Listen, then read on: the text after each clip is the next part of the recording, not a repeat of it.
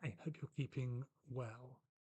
This is a little technique, a little experiment that I do with a lot of the people that come and see me. Um, People who maybe are struggling to make some changes in their life, people who are maybe stuck, people who feel frustrated and anxious. And so, if that's you, then listen along. And this is a little example of how some self awareness can really change the way we act and behave in life. So a little bit of personal insight, a little bit of an awakening, a little bit of bringing some of that stuff that is unconscious into the conscious mind of awareness. So the real simple thing here is I'm going to give you an instruction, and all you have to do is notice what happens internally when I give you this instruction. So almost become the observer of your own experience, of your own inner experience. So obviously give this some attention. If you're doing something else, maybe just step aside from doing that for a second, pause this, come back, whatever. So I'm going to give you an instruction, and your role is to notice what happens, what your thought process is, what happens internally when I give you this instruction. Okay, so here comes the instruction. Now, you know that people can whistle, right? I'd like you to whistle through your nose. Whistle through your nose. Now, what you will have observed is that fairly quickly there's a voice that pops up in your head that says, no, can't be done. It's impossible. And that critical voice, for some people, will come in almost immediately, almost immediately. And then sometimes, for some people, that critical voice that says, no, it's impossible, is then followed up by an almost like a further critical voice justification, which then starts to dismiss the whole idea. And it'll say something along the lines of, what's he on about? That's impossible. Why is he asking us to do that? Clearly, he's an idiot. And those things may well be true. But in this respect, I'm just getting you to notice what's happening inside your own mind. So that critical voice kicks in. But there's something that happens before those critical, dismissive voices come in and tell you that it's impossible. Something else happens first. Did you notice what it was? Well, if you were paying attention, and hopefully you were, or when you think back as I mention what this thing is and you reflect on it, you may notice that just for that moment before the critical voice came in, that you engaged your imagination. And that imagination was engaged in two slightly different ways. Now, the first of those is that you try to imagine what you would have to do in order to whistle through your nose. You had to imagine what it would look like, the activities that you would have to do, how you would achieve that physically. Would you do it through both nostrils or just one? Would you have to close a nostril? Is this something that you could potentially even do? And your imagination was fired up in that split second, thinking about the future.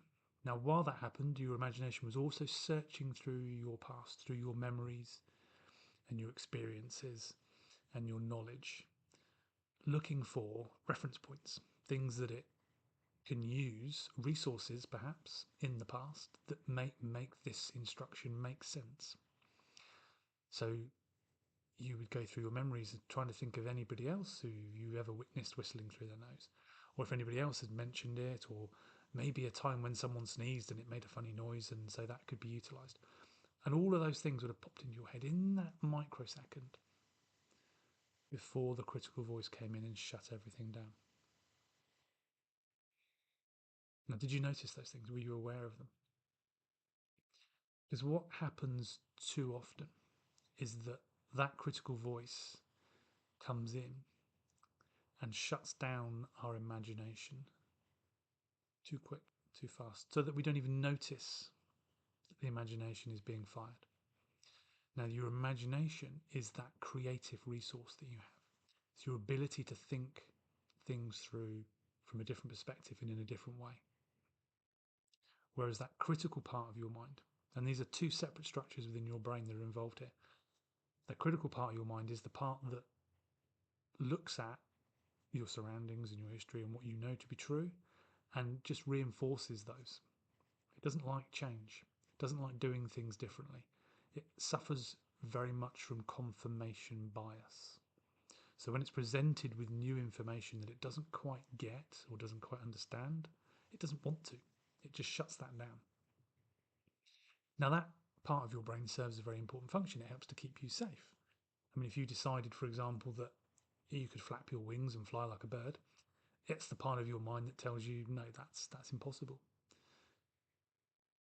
But the point here is that just because it's right most of the time doesn't mean that it's right all of the time.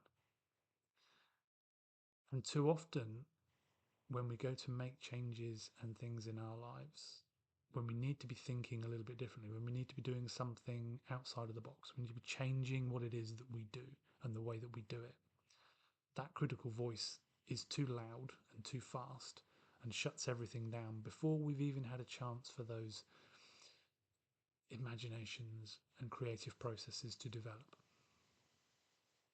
Now, the second really interesting part of this is that there is a suggestion that during hypnosis, those two parts of the brain, particularly, are impacted and affected. So the creative part of your mind under hypnosis is given more freedom, is given more resources, is stimulated. The activation in those parts of your brain is increased. While simultaneously, that critical part of your mind, that part of your mind that shuts things down, that says no, that it's impossible, and then starts to pour scorn upon the whole process, that part of your mind is turned down a little bit. The activity in that area of your brain is suppressed. Your inhibition network is lowered. Now imagine what you could do, what would be possible for you to achieve if your imagination was given a bit more free rein, and if that critical part of your mind, that part of you that tries to limit your options and choices on the grounds of safety, but it, like I said, just because it's right some of the time doesn't mean it's right all of the time. Imagine what would happen if that bit just got dialed down a little bit and you were allowed to explore some of these ideas and these thoughts and these new behaviors. And the suggestion is that that's exactly what happens during hypnosis, is that you're more readily able, neurologically, to accept new ideas and new suggestions. It's curious, isn't it? Oh, and by the way, as I said, just because it's right some of the time doesn't mean it's right all of the time.